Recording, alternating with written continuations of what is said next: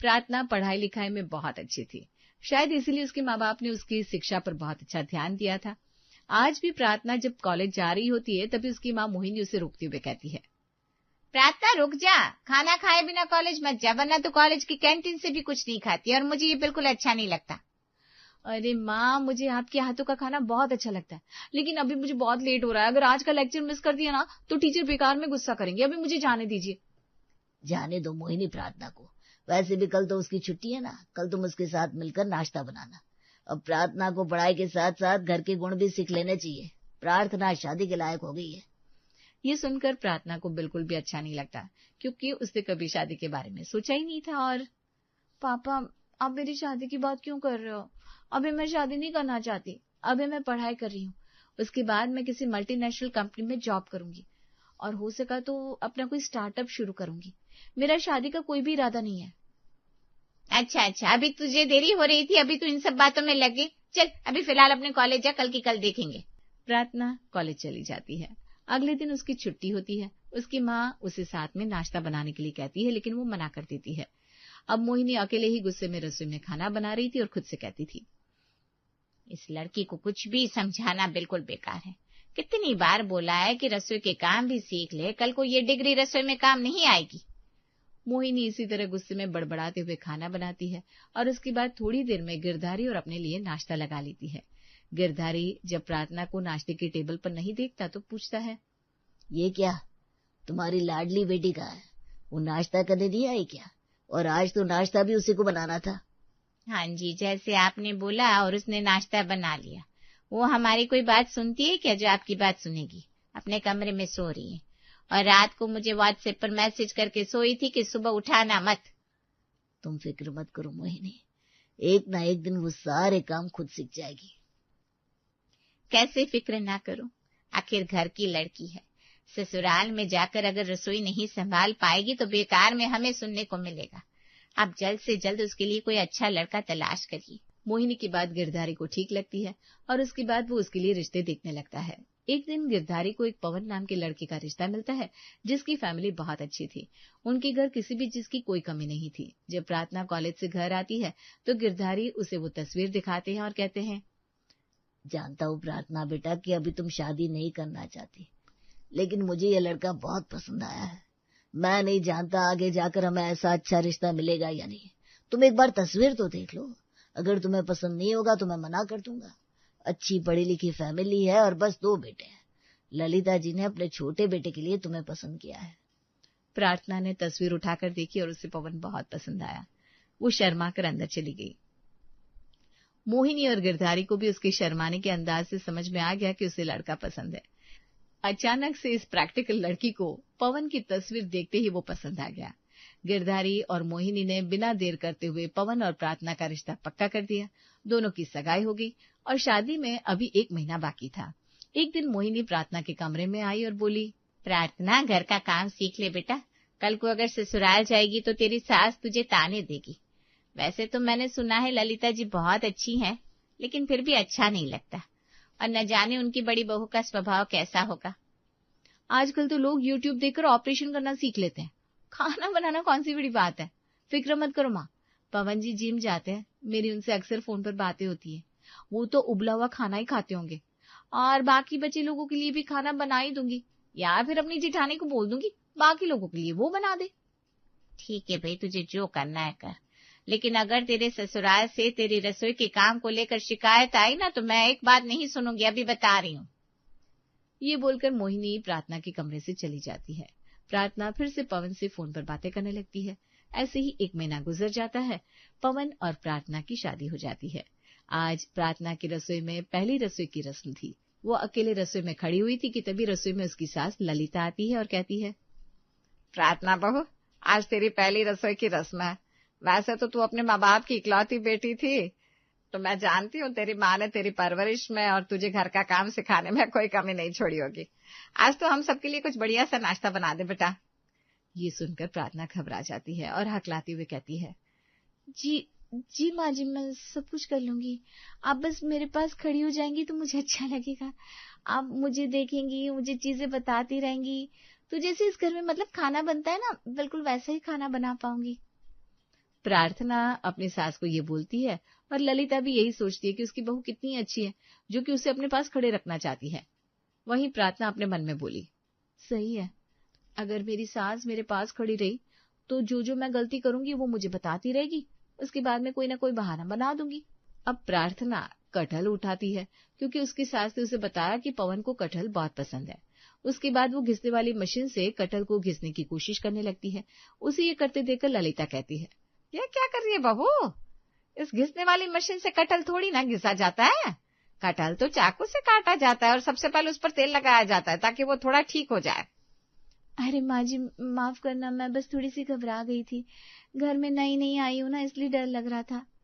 एक काम कर बहू, तू ये कटहल छोड़ दे, ये कटहल मैं काट कर दे देती हूँ, तो इतने में ये उबले हुए आलू छिल दे। प्रार्थना उबले हुए आलू को चाकू से छिलने लगती है। ये देखकर ललिता फिर से उसे टोकती है और कहती है, बहू ये क्या कर रही है? उबले हुए आलू है, हाथ से छिल ले। चाकू से क्यों छिल रही है? हाथ से छिल बेटा। अब प्रार्थना आलू छिलने लगती है। ललिता देरी होने की वजह से खुद ही पूरी, खीर, सब्जी सब कुछ बनाकर तैयार कर देती है। तब तक प्रार्थना के आलू छिले ही नहीं थे। शायद तो कुछ ज्यादा ही घबरा रही है आज। एक काम कर, ये आलू हम कल खा लेंगे, क्योंकि मुझे नहीं लगता तू आज ये आलू छिल पाएगी। मैं कटहल की सब्जी, रोटी, खीर और पूरी बनाकर तैयार करती हूँ, तो बस ये बाहर लेकर जा और सबको बोल कि तूने बनाया है। माँ जी मैं बहुत ज्यादा घबरा रही हूँ ना, इसलिए शायद मुझसे खाना नहीं बन पाएगा।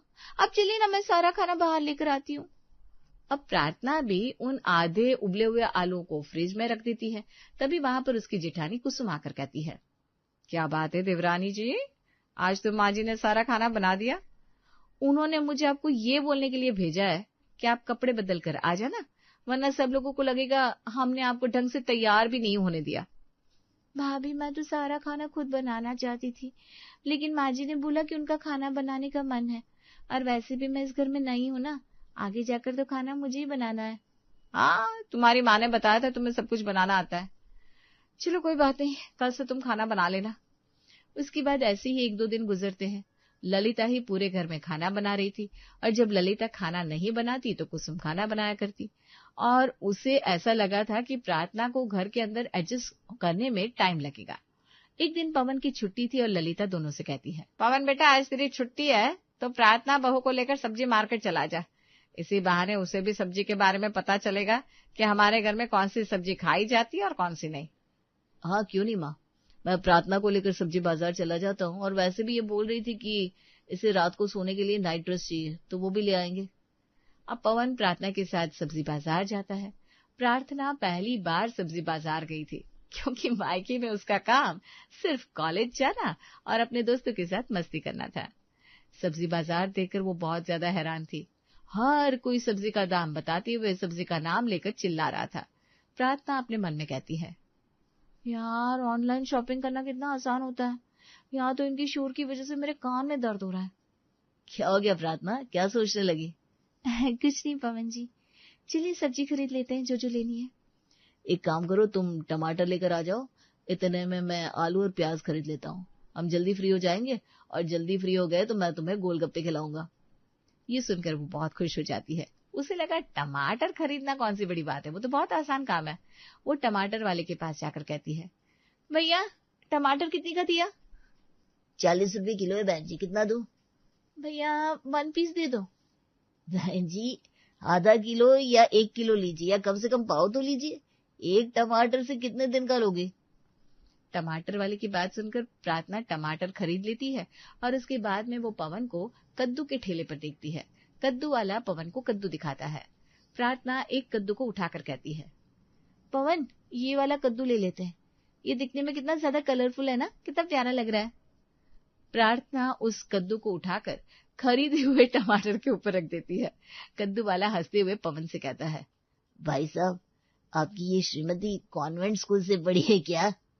पवन ये बात सुनकर खुश हो जाता है। उसे ऐसा लगता है कि प्रार्थना की तो तारीफ हो रही है। वो घमंड से कहता है, हाँ ये कॉन्वेंट स्कूल में ही पढ़ी है।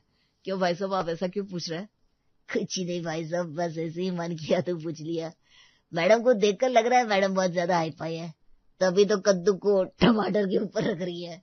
कद्दू वाला आगे कुछ नहीं कहता, क्योंकि वो तो उन दोनों का मजाक बना रहा था, और दोनों पति पत्नी इस बात से अनजान थे।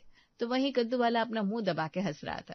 दरअसल वो इसलिए हंसा था क्योंकि टमाटर के ऊपर कद्दू रखने की वजह से सारे टमाटर पिचक गए थे। थोड़ी देर में प्रार्थना और पवन सब्जियां खरीद कर घर वापस आते हैं। तभी कुसुम और ललिता साथ में बैठे होते हैं। कुसुम जानबूझकर अपनी देवरानी को छेड़ते हुए कहती है, और बताइए माँ जी, क्या खाना है आज आपको? आज तो मेरी देवरानी बहुत सारी सब्जियां लेकर आई है, जो आप बोलोगे बना देगी। ललिता भी प्रार्थना की टांग खींचने की सोचती है। बहू, आज तो मेरा कच्ची मूंगफली के पराठे खाने का मन कर रहा है। सोच रही हूँ आज प्रार्थना बेटी से वही बनवा लूं। क्यों प्रार्थना, मेरे लिए कच्ची मूंगफली के पराठे बना देगी ना? उस समय वहां पर घर के सारे लोग मौजूद थे, इसलिए प्रार्थना मना नहीं कर सकती थी। वो किसी को ये नहीं बताना चाहती थी कि उसे खाना बनाना नहीं आता, जबकि ये बात उसकी सास और जेठानी अच्छे से जानती थी। प्रार्थना भी नकली दिखावा करते हुए कहती है, कच्ची मूंगफली के पराठे, इसमें कौन सी बड़ी बात है? अभी मैं आप लोगों के लिए कच्ची मूंगफली के पराठे बनाकर लाती हूँ। प्रार्थना रसोई में जाती है। उसे समझ में ही नहीं आता वो क्या करे। अब वो दुकान पर जाकर कच्ची मूंगफली खरीद कर लाती है, क्योंकि घर में कच्ची मूंगफली नहीं थी। प्रार्थना उस मूंगफली के डिब्बे को उठाकर कहती है, तुझे बनाना कौन सा मुश्किल होगा? जैसे आलू के पराठे बनते हैं, गोभी के पराठे बनते हैं, वैसे ही तो कच्ची मूंगफली के पराठे बनते होंगे। सबसे पहले इसे अच्छे से कूट लेती हूँ। प्रार्थना पहले तो मूंगफली को कूटती है, लेकिन फिर भी उसे कुछ समझ में नहीं आता। इसके बाद वो उसे मिक्सी में डालकर हल्का पानी डालकर उसका एक पेस्ट बना लेती है। अब जैसे फ्रिज में तैयार आटा रखा हुआ है, उसके अंदर इसे डालकर पराठे बना देती हूँ। फिर अपने ससुराल वालों को कच्ची मूंगफली के पराठे खिलाऊंगी तो खुश हो जाएंगे। प्रार्थना ये बोलकर आटे की लोई के अंदर वो पेस्ट भरने की कोशिश करती है, लेकिन जैसे ही वो उसे बेलती है, वो कभी चकले पर चिपक जाता, कभी बेलन पर। ये 5वीं बार मैं रोटी से पराठा बनाने की कोशिश कर रही हूँ, लेकिन बन ही नहीं रहा। गोल तो छोड़ो, त्रिकोण चकोर किसी भी आकार में नहीं आ रहा। अगर ये ले जाकर बाहर रखा तो मेरी सास मुझे आज के आज ही मेरे सामान के साथ घर से बाहर निकाल देगी। प्रार्थना ये बोलकर कई बार रोटी को बेलने की कोशिश करती है, लेकिन वो तैयार ही नहीं हो रही थी। पेस्ट बहुत ज्यादा गीला था और बार बार वो चिपके जा रहा था। थोड़ी देर में प्रार्थना ने रसोई को किसी युद्ध के मैदान में बदल दिया। वहीं उसकी सास और जेठानी बहुत हंस रही होती है। थोड़ी देर में वो प्रार्थना को ज्यादा परेशान होते हुए देखकर रसोई में जाती है। क्या कर रही है? तुझे तो हमने एक राय का दाना लाने को कहा था और तू तो यहाँ पर पहाड़ तैयार करने पर लग गई। इस तरह बनाए जाते हैं क्या मूंगफली के पराठे? कच्ची मूंगफली के पराठे इस तरह से नहीं बनते हैं। माँ जी, मैंने क्या कर दिया? मैं तो आपको कच्ची मूंगफली के पराठे बनाकर खिला रही हूँ ना, लेकिन ये पराठे बनने को तैयार ही नहीं हो रहे। आखिर मैं भी कितनी मेहनत करूँ। अरे मेरी प्यारी देवरानी, कच्ची मूंगफली के पराठे का मतलब कच्ची मूंगफली के पराठे नहीं होता, कच्ची मूंगफली के तेल के पराठे होते हैं। और कच्ची मूंगफली का तेल यही सामने इस सफेद रंग के डिब्बे में रखा हुआ है। प्रार्थना ये सुनकर हैरान हो जाती है, क्योंकि उसने अपने मायके में कभी भी कच्ची मूंगफली के पराठे नहीं खाए थे। दरअसल उसे इस सब के बारे में कुछ पता ही नहीं था। मुझे माफ कर दीजिए माँ जी, दरअसल मुझे पता ही नहीं था कच्ची मूंगफली के पराठे का मतलब होता है कच्ची मूंगफली के तेल के पराठे। और मैं यहाँ कब से इस मूंगफली में तरह तरह के एक्सपेरिमेंट कर रही थी।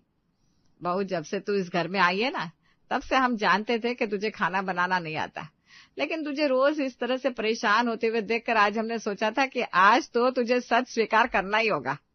माफ करना देवरानी जी, मैंने भी इस काम में माँ जी का साथ दिया, क्योंकि मैं भी आपको रोज ऐसे परेशान होते हुए, झूठ बोलते हुए नहीं देख पा रही थी। प्रार्थना को बहुत बुरा लगता है और वो रोने लगती है। वो बड़ी मासूम सी शक्ल बनाकर अपनी सास और जेठानी से कहती है, मुझे माफ कर दीजिए, दरअसल मुझे खाना बनाना नहीं आता। मैंने तो अपने घर में कभी मैगी भी नहीं बनाई। मेरी माँ ने मुझे कई बार बोला कि मैं खाना बनाना सीख लूं, लेकिन मैं हमेशा उनकी बात को टाल देती थी।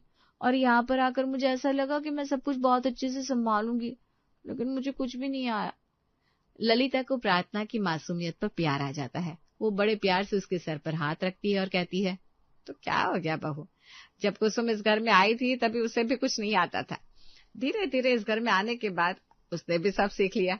ऐसे ही तू भी धीरे धीरे सीख जाएगी। अगर तू हमें पहले बता देती कि तुझे खाना बनाना नहीं आता, तो फिर हम तुझे खुद सिखा देते, तुझे इतना परेशान कभी नहीं होने देते। माँ जी, मुझसे बहुत बड़ी गलती हो गई, मुझे माफ कर दीजिए। दरअसल मेरी माँ ने कहा था कि मैं आपको बता दूं कि मुझे खाना बनाना नहीं आता, लेकिन मैं अपनी जिद पर अड़ी रही। मुझे ऐसा लगा मैं धीरे धीरे खाना बनाना सीख जाऊंगी, लेकिन अब मैं सब कुछ बहुत प्यार से और मेहनत से आप लोगों से सीखूंगी। अब ऐसा ही होता है, प्रार्थना पूरी तरह से सुधर जाती है। अब वो कभी भी ये नहीं बोला करती कि उसे खाना बनाना आता है। वहीं उसकी जेठानी कुसुम और उसकी सास ललिता उसे हमेशा खाना बनाना सिखाया करती। धीरे धीरे अब प्रार्थना बहुत अच्छा खाना बनाना सीख जाती है और एक दिन जब उसकी माँ और पिताजी उससे मिलने के लिए आते हैं तो वो अपने माँ और पिताजी को कच्ची मूंगफली के पराठे परोसते हुए कहती है, माँ खाओ, मैंने कच्ची मूंगफली के पराठे बनाए हैं। और आपको पता है, कच्ची मूंगफली के पराठे कच्ची मूंगफली के तेल के पराठे होते हैं। ये बात मुझे मेरी सास और जेठानी ने सिखाई है। वाह प्रार्थना, मुझे तुझ पर गर्व है कि तू इस परिवार के साथ बहुत अच्छे से घुल मिल गई। और जो तू बोल रही है वो चीज तो मुझे भी नहीं पता थी। सच में बहन जी, आपने मेरे बेटे को बिल्कुल बदल दिया। आपका बहुत बहुत धन्यवाद। और इस तरह से सब लोग खुशी खुशी कच्ची मूंगफली के पराठे एंजॉय करते हैं। और धीरे धीरे प्रार्थना भी अब उस घर की समझदार बहू बन जाती है, जो कि रसोई में गुणी भी थी और साथ ही पढ़ाई लिखाई में अच्छी भी थी।